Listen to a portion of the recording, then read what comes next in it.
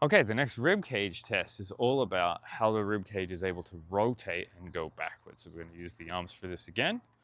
And what we're looking at is if you keep your sternum, your breastbone right here, pointed directly where you're facing, and you bring your wrist back away from it, how far back can you comfortably go and compare it side to side?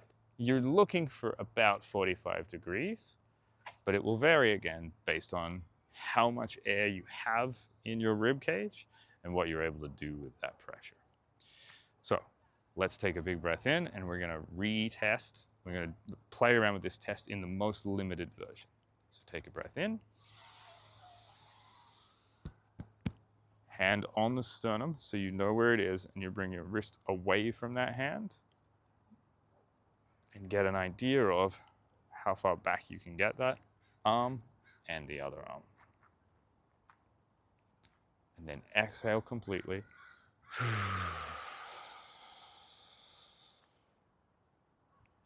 And test the same test.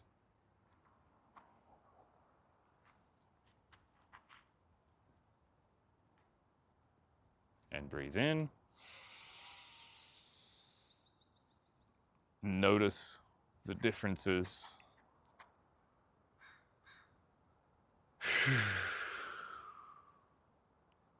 In terms of your ability to get that arm back. And now we'll do that again, loading on one side versus the other side. So put your weight on the right foot, take a big breath in. Check your ability to get that right arm back. Keep it completely horizontal.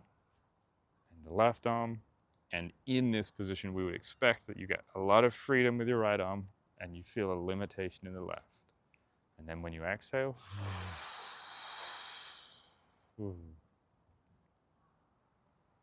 that sort of pattern starts to even out a little bit. Shift your weight onto the left.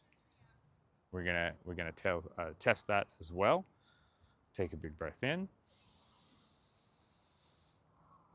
The ideal is that we see that pattern reversed, that we've got more range on the left than on the right. And as you exhale,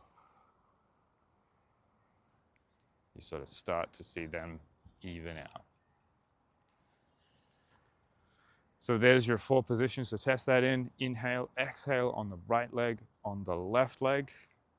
Test both sides.